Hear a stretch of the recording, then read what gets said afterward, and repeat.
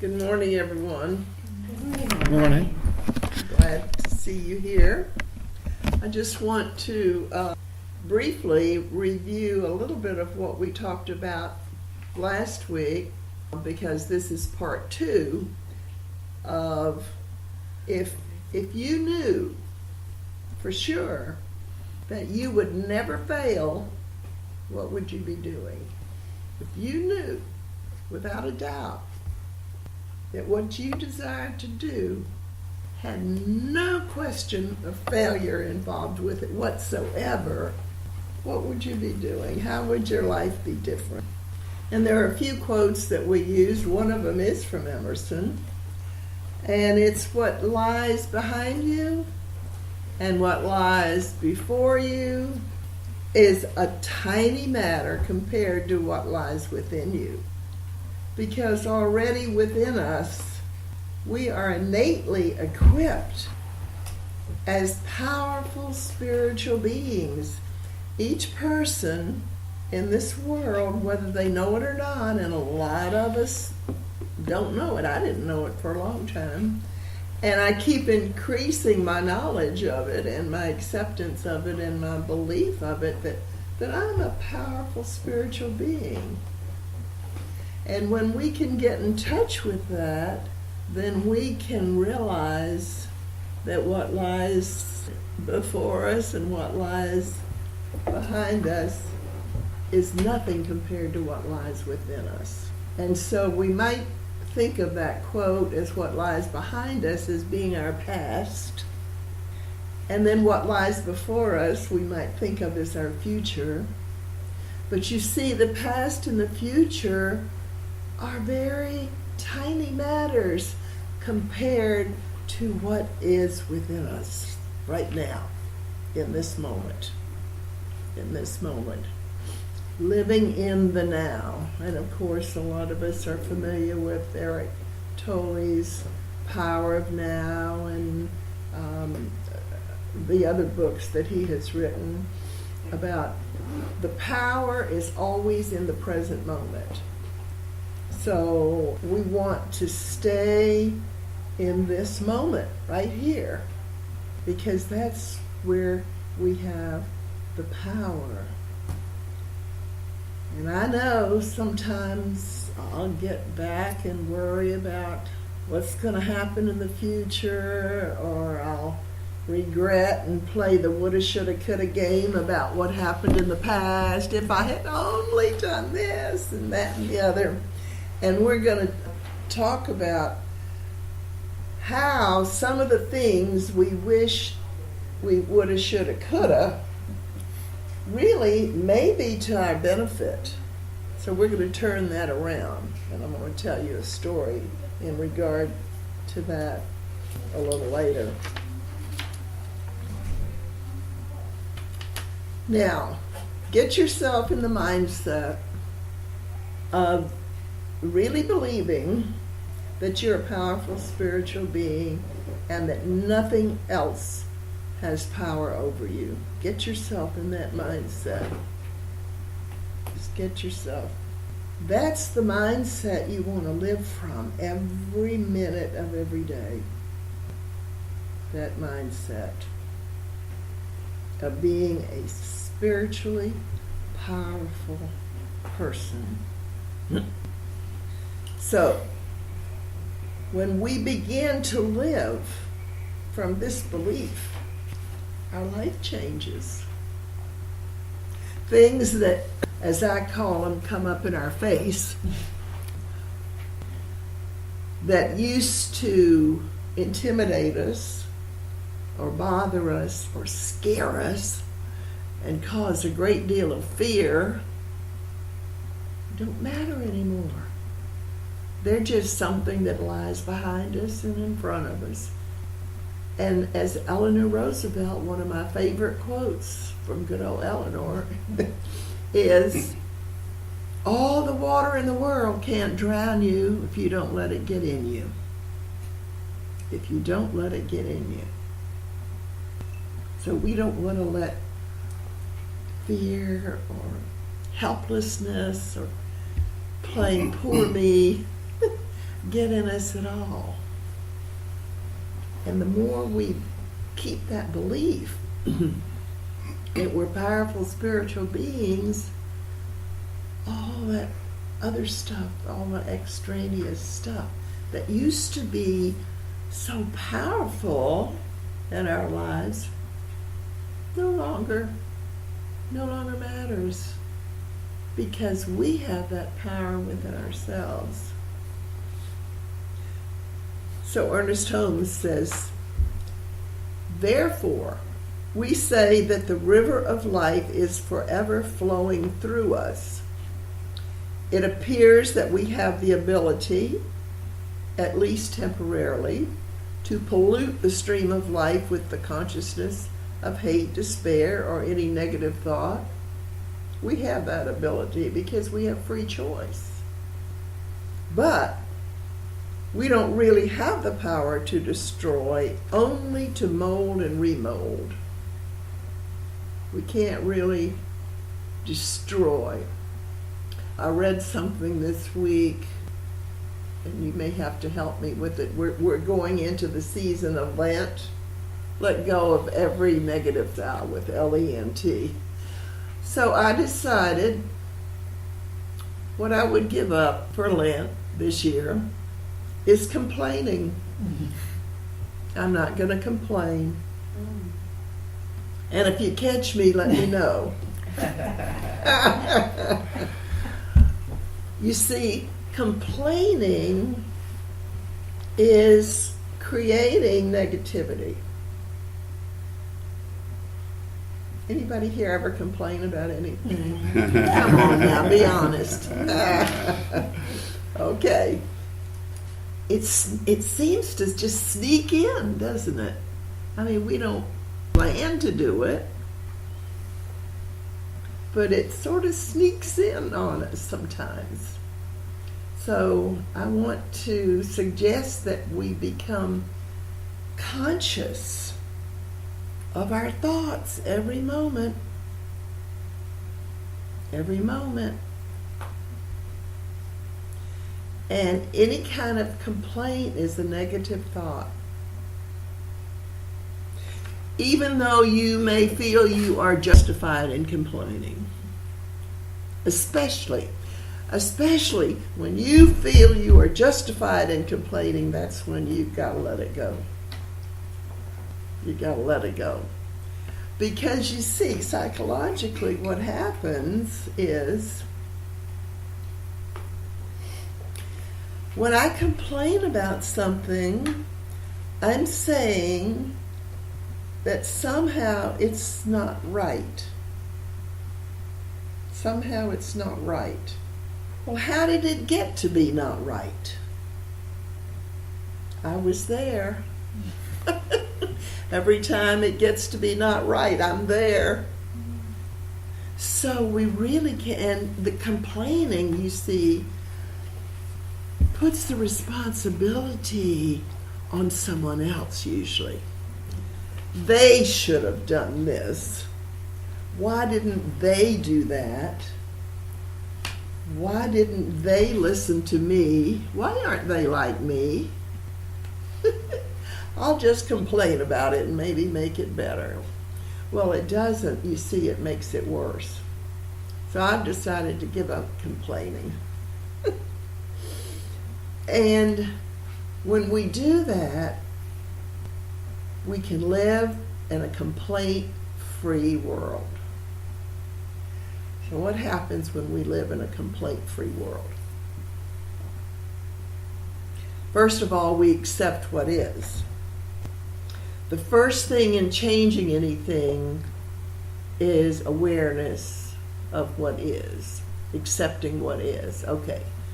It doesn't mean you're going to wallow in it. It doesn't mean you're going to stay in it. You can change it, but first you've got to see it. Awareness is the first step to change. So we want to think about that. And when I catch myself complaining, if I do, I'm working on getting rid of it. But if I do catch myself complaining, I'm now going to make an affirmation for myself, such as I now peacefully accept what is in my life and lovingly change it to the better. See, there's no resistance in that. I peacefully accept what is in my life now, and I lovingly change it for the better. Or just make up one of your own. That's just one that happened to come to me right now. But it's important that we do accept our life as it is now, because after all, who created it? Who created your life? No one else did but you. We like to blame other people. Oh, of course we do. We like, oh my goodness, if you knew my parents and what I went through as a child, oh my goodness.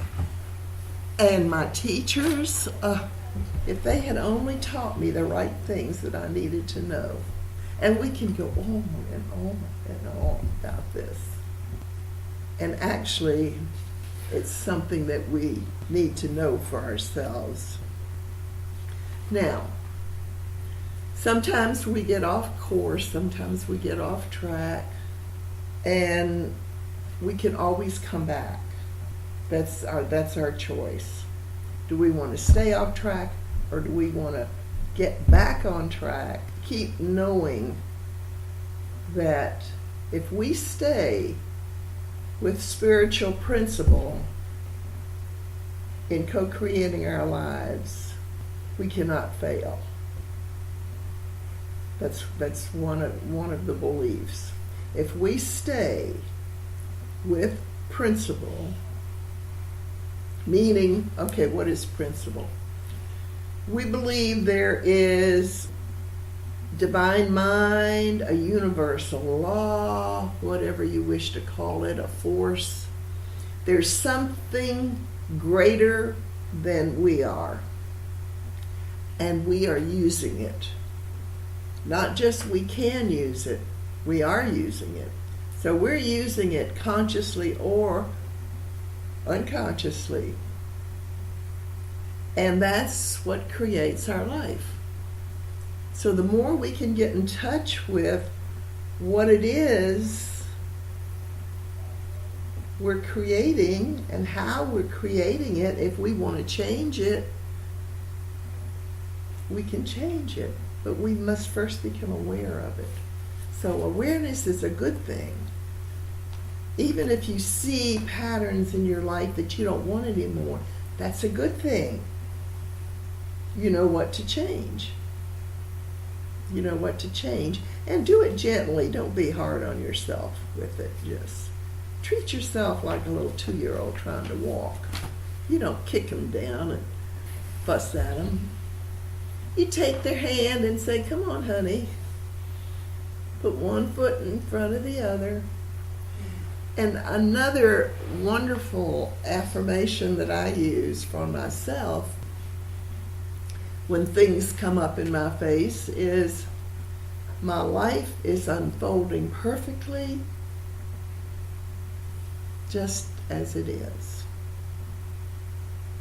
My life is unfolding perfectly no matter what. My life is unfolding perfectly no matter what.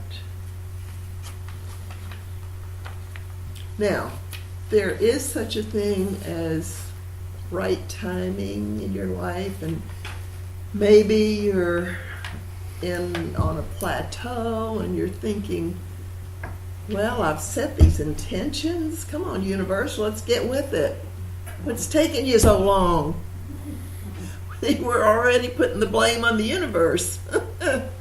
What's taking you so long?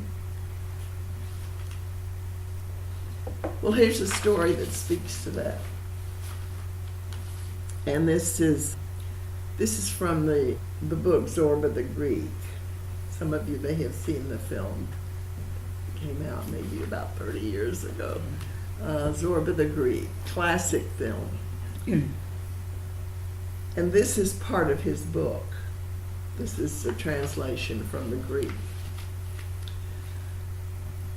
and his name is Nikos Kazantzakis.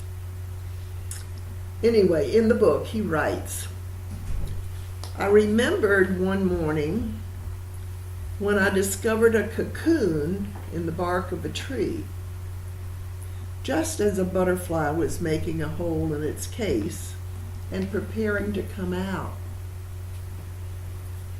I waited a while, but it was too long appearing and I was impatient. You ever feel that way? This is just taking the universe too long. I'm impatient on this. So I bent over and breathed on it to warm it. I warmed it as quickly as I could, and the miracle began to happen before my eyes, faster than life. The case opened, the butterfly started slowly crawling out, and I shall never forget my horror when I saw how its wings were folded back and crumpled. The wretched butterfly tried with its whole trembling body to unfold his wings, but he couldn't. Bending over it, I tried to help with my breath, in vain. It needed to be hatched out patiently, and the unfolding of its wings should be a gradual process with the warmth of the sun. It was too late. My breath had forced the butterfly to appear all crumpled before its time. It struggled desperately, and a few seconds later died in the palm of my hand. The little body is, I do believe, the greatest weight I have on my conscience. For I realize today that it is a mortal sin to violate the great laws of nature. We should not hurry. We should not be impatient. We should confidently obey the eternal rhythm.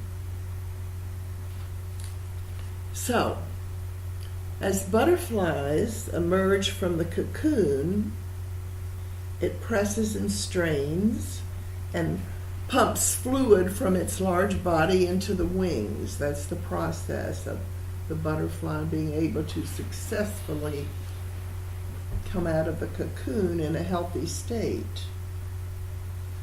This process strengthens the wings, you see, and shrinks the body.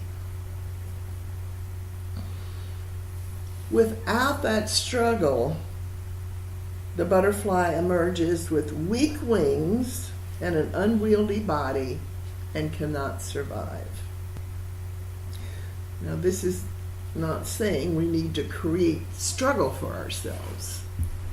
What it's saying is there is a timing to everything, and when we feel that we're in a place of it taking too long to get my intention manifested, this whatever we're going through may be necessary in order for our intent to manifest. It may be strengthening our wings, so to speak, and lightening our body. This is the process. So this, whatever process we're going through now, when we think of it in those terms, it helps us not be impatient. No one can open our cocoon for us. You see, even in the story, as he wrote, he tried to help the butterfly get out of the cocoon by blowing his warm breath on it. It wasn't what was needed. What was needed was for the chrysalis to work move against the cocoon, struggle, if you will, do what is necessary to move itself to another level, And we're all like that, and it's not just a one-time deal. We are constantly struggling to get out of cocoons. We become butterflies, but as we know, of course, the life of a butterfly is very short. And I don't know about you, but then I find myself back in a cocoon again. It seems to be an endless process, and it's just part of the process of life. Another way to look at that, I like to look at it, is in a spiral effect. Our spiritual evolution, I like to look at as a spiral, and as we keep learning and growing and evolving, we keep moving in this spiral. And have you ever wondered why some people disappear from your life? Well, that's why, because you're moving in this spiral and they're not. But you meet new people who are on the same spiral and energy pattern as you are.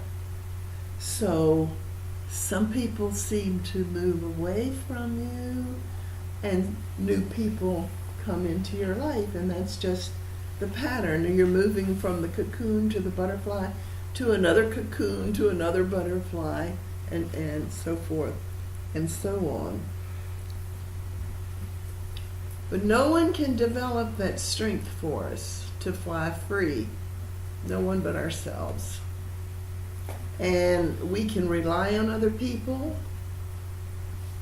We can ask for help, and that's okay. Asking for help is a good thing. We want support from people. That's a good thing.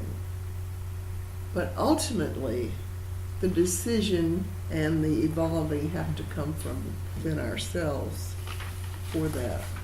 So, let me suggest that you choose something for yourself. Maybe for this Lenten season, even though it's already begun, we still have some time that leads up into Easter. And of course, the Easter that's a whole nother several talks in itself. But we're always have the choice of falling back,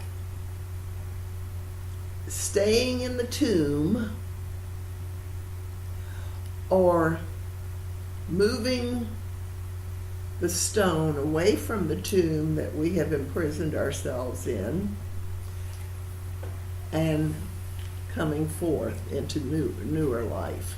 We always have that choice.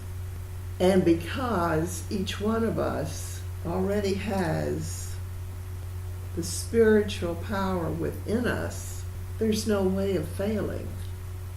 So ask yourself and stay in that mindset. My life is unfolding perfectly, no matter what. Because I have that spiritual strength within me to wake up and change anything that I need to change. And each one of us can do that. So let's see what's going on now.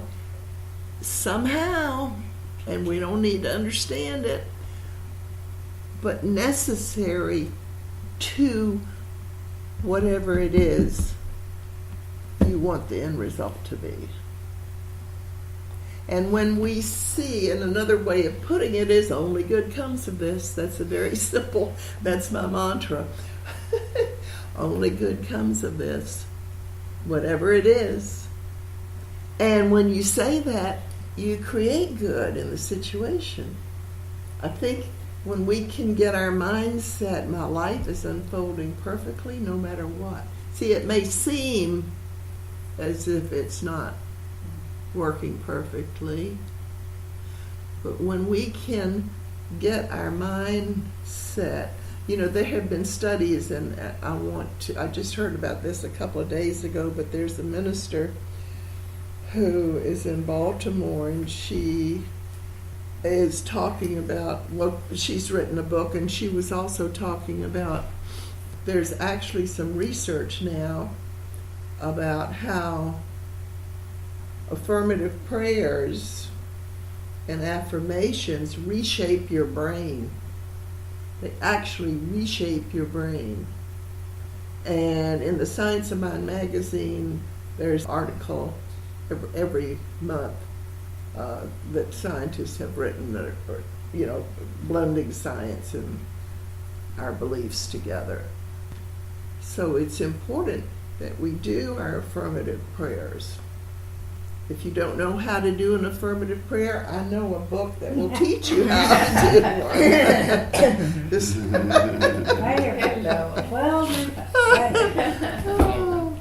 But I mean, science is actually coming to prove in their terms what the mystics have known all along. So it's interesting to see how this evolves. Besides, when you complain or when you think things aren't going right or I don't like this, not only are you interfering with your path, because when you're really just postponing your good. If you look at this as, if something bad is happening and you try to ignore it or complain about it, well, the thing is, in addition to not getting where you want to go as quickly, you are depriving yourself of the joy that you could have in the moment because you're too busy complaining about it, and this is the only time you get this moment.